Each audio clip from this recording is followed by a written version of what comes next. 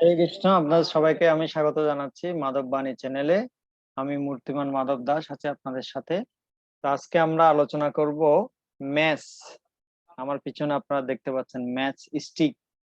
Math থেকে শিক্ষা বা দিয়াশলাই থেকে শিক্ষা।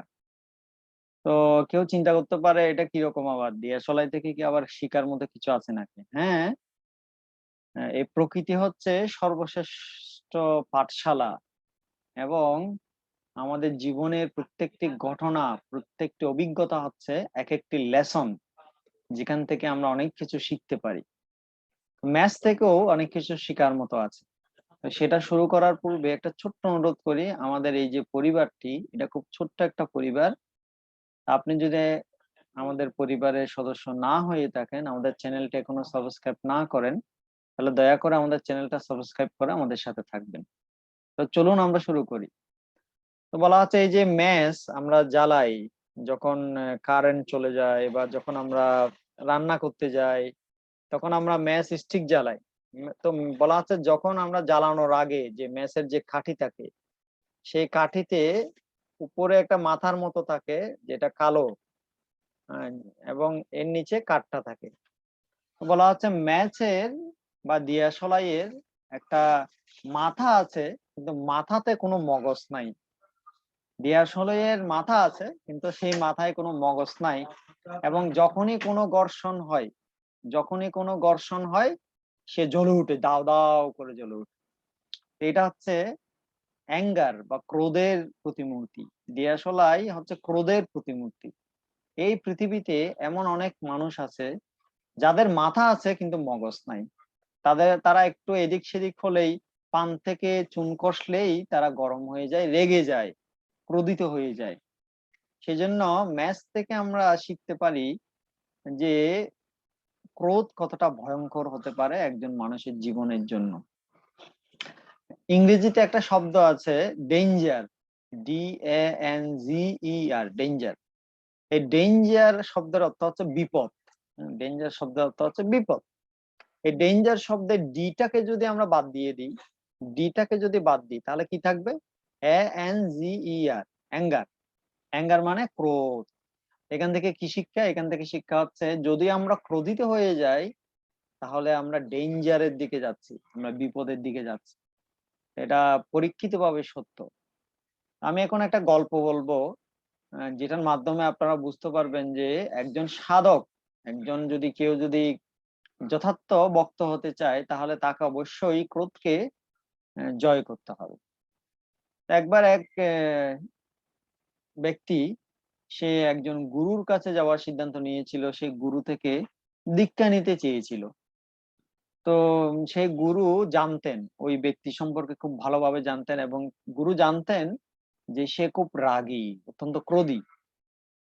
তো সে যখন গুরুর কাছে গেল এবং গুরুকে বলল, গুরুদেব, আমি আপনার চরণে নিজেকে সমর্পণ করছি, আপনি আমাকে দীক্ষা দিন। তো গুরুদেব তখন তো জানে ভালোভাবে, তো রাগী মানুষ, যদি রাগ কন্ট্রোল করতে না পারে তাহলে তো সে আধ্যাত্মিক জীবন উন্নতি করতে পারবে না।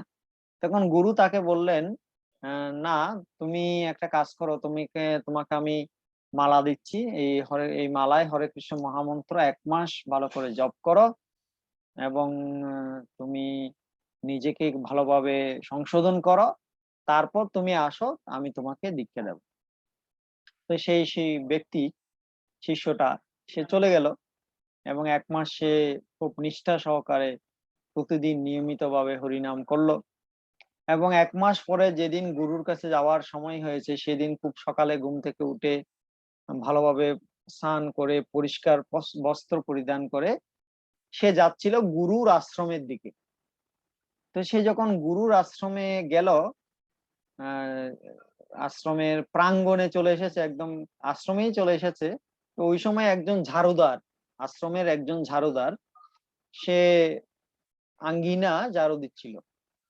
এবং সে জানতো না যে এই লোকটা আসতেছে, এই শিষ্যটা আসতেছে পিছন থেকে। এটা সে জানতো না, সে তার মতো ঝাড়ু দিয়ে যাচ্ছে।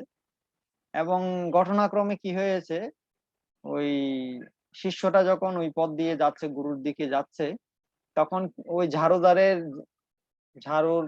ঝাড়ু দেওয়ার ফলে কিছু ময়লা কিছু ময়লা নোংরা আবর্জনা ওই লোকটার পায়ে পড়েছে।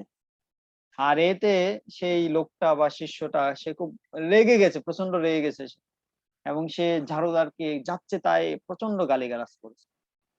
এবং সে বলেছে, তুমি জানো তুমি কি করেছো? তোমার ফলে তোমার জন্য এখন আমাকে আবার স্নান করতে হবে এবং আবার আমাকে শুদ্ধ হতে হবে। আমার পরিষ্কার পোশাককে তুমি নোংরা করে দিয়েছো। এভাবে অনেক গালিগালাজ করেছে সে। তারপর আবার স্নান টান করে গুরুর কাছে গেছে।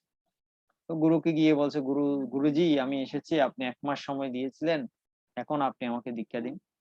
গুরু বলছে, না, তুমি এখনো নিজেকে সংশোধন করতে পারোনি।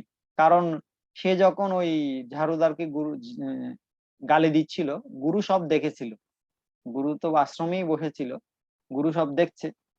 তো গুরু দেখে বুঝতে পারছে যে না, এই ব্যক্তি এখনো তার ক্রোধকে কন্ট্রোল করতে পারেনি, সুতরাং তাকে এখন দীক্ষা দেওয়াটা ঠিক হবে না।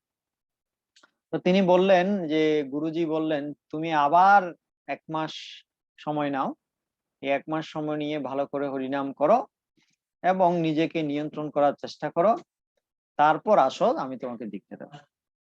এরপর সে চলে গেল, শিষ্যটা চলে গেল এবং আবার 1 মাস সে নিষ্ঠা সহকারে হরিনাম করলো এবং আবার সে স্নান আদি করে গুরুর আশ্রমের দিকে রওনা হয়েছে। এবং এবার আরো একটু আর একটা ঘটনা ঘটেছে, যেটার ফলে তার আবার ক্রোধ এসে এসে গেছে মাথায়। সে যখন একই একই ব্যক্তি, সে একই ঝাড়ুদার আশ্রমে ঝাড়ু দিচ্ছিল এবং এবার কি হলো, ঝাড়ুদার খেয়াল করেনি কে আসতেছে কে কে যাচ্ছে, ঝাড়ুদার নিজের মতো ঝাড়ু দিচ্ছে। কিন্তু এই ব্যক্তি কি হয়েছে, কাছে এসেছে এবং ঝাড়ুদার কি হয়েছে, অজ্ঞাতভাবে ঝাড়ুটা ওই ব্যক্তির গায়ে লেগে গেছে, ওই শিষ্যের গায়ে লেগে গেছে। তখন ও খুব গরম হয়ে গেছে, কি তুমি আমাকে ঝাড়ু দিয়ে আঘাত করলে, এই সেই। সে অনেক রাগারাগি হয়ে গেছে, একটা থাপ্পড় দিয়ে দিয়েছে ঝাড়ুদারকে। তখন গুরু সব দেখছে বসে বসে। তারপর গুরুর কাছে যখন গিয়ে বললো, গুরুজি এখন আমাকে দীক্ষা দিন, 1 মাস পরে, আবার 1 মাস পরে এসেছি। গুরুজি বললেন, না, তোমাকে এখন আমি দীক্ষা দিতে পারবো না। তুমি আবার ফিরে যাও, আরো 1 মাস সময় নাও, আরো 1 মাস সময় নিয়ে তুমি হরিনাম ভালো করে জপ করো, তারপর আসো, আমি তোমাকে দীক্ষা দেবো। এই ব্যক্তি বারবার 2বার প্রত্যাখ্যান হওয়ার পরে সে বুঝতে পারছে কেন গুরু তাকে দীক্ষা দিচ্ছে না। সে ভালোভাবে চিন্তা করছে, মনন করছে। সে মনন করে যেটা বুঝতে পারলো, সে বুঝতে পারলো যে যেহেতু সে খুব ক্রোধী এবং ঝাড়ুদারকে অহেতুক অপমান করেছে এবং ক্রোধিত হয়ে গেছে, যেহেতু সে তার ক্রোধকে নিয়ন্ত্রণ করতে পারেনি, সেজন্য গুরু তাকে দীক্ষা দিচ্ছে না। তো সে ফিরে গেল এবং সে নিজের ক্রোধকে নিয়ন্ত্রণ করার জন্য চেষ্টা করতে লাগলো এবং ভালোভাবে হরিনাম জপ করতে লাগলো।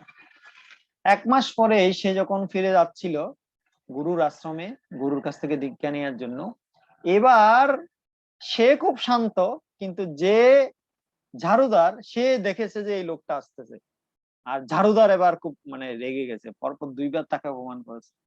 ঝাড়ুদার একদম ময়লার একটা ঝুড়ি, সেখানে সব ময়লা আবর্জনা ছিল।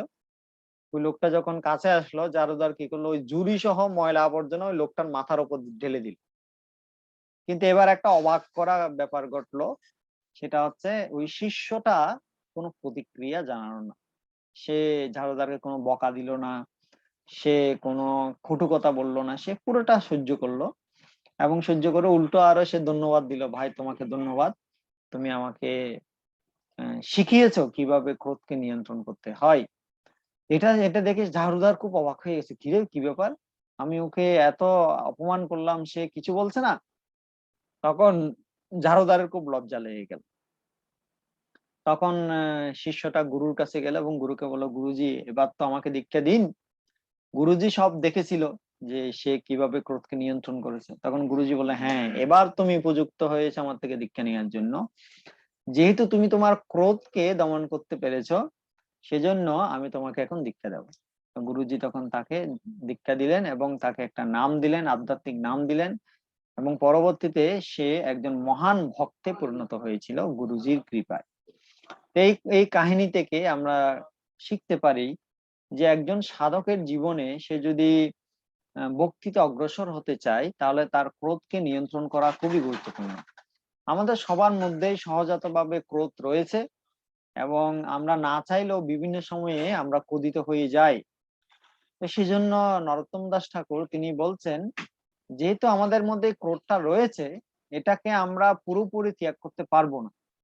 হ্যাঁ? এটাকে কি করতে হবে? এটাকে এনগেজ করতে হবে। এটাকে ভগবানের সেবায় কাজে লাগিয়ে দিতে হবে। এখন কেউ বলতে পারে, ক্রোধকে কিভাবে ভগবানের সেবায় লাগানো যাবে? এটা আবার কিরকম ব্যাপার?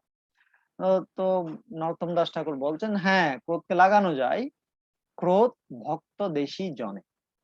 ক্রোধকে আমরা ব্যবহার করব যারা ভক্তদের বিদ্বেষী, যারা ভগবানের বিদ্বেষী, যারা ভগবানের নিন্দা করে, ভগবানের বিদ্বেষী, ভক্তদের নিন্দা করে, ভক্তদের বিদ্বেষী, তাদের বিরুদ্ধে আমরা ক্রোধকে ব্যবহার করব।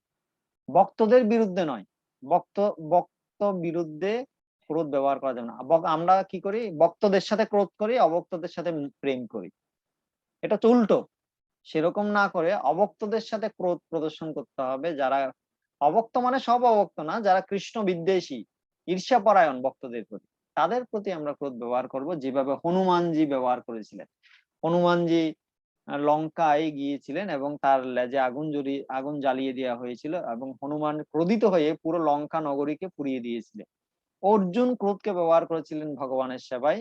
তিনি যুদ্ধের মাধ্যমে ক্রোধকে ব্যবহার করেছিলেন ভগবানের সেবায়। তিনি কুরুক্ষেত্রের রণাঙ্গনে বীর বিক্রমে যুদ্ধ করেছিলেন। অনেক সৈন্যকে হত্যা করেছিলেন এবং এভাবে ক্রোধকে ভগবানের সেবায় ব্যবহার করেছিলেন। তো সে কারণে নরোত্তম দাস ঠাকুর বলছেন যে আমরা ক্রোধকে ভগবানের সেবায় লাগিয়ে দিতে পারি। তো এটাই ছিল আজকের আমাদের আলোচনা, দিয়াশলাই থেকে শিক্ষা। শুধু মস্তক থাকাই যথেষ্ট নয়, মস্তকে মস্তিষ্ক থাকাও ব্রেন থাকাও খুব গুরুত্বপূর্ণ। আমরা যদি দিয়াশলাইয়ের মতো হুটহাট করে রেগে যাই, তাহলে জীবনে মহান কোনো কিছুই আমরা অর্জন করতে পারবো না। এটাই হচ্ছে দিয়াশলাই থেকে শিক্ষা। তো আশা করি আমাদের ভিডিওটা আপনার ভালো লেগেছে। যদি আমাদের ভিডিওটা আপনার ভালো লাগে, তাহলে আমাদের চ্যানেলটা অবশ্যই সাবস্ক্রাইব করবেন এবং কমেন্ট করে জানিয়ে দিবেন ভিডিওটা কেমন লাগলো। আপনার প্রিয়জনদের সাথে শেয়ার করবেন।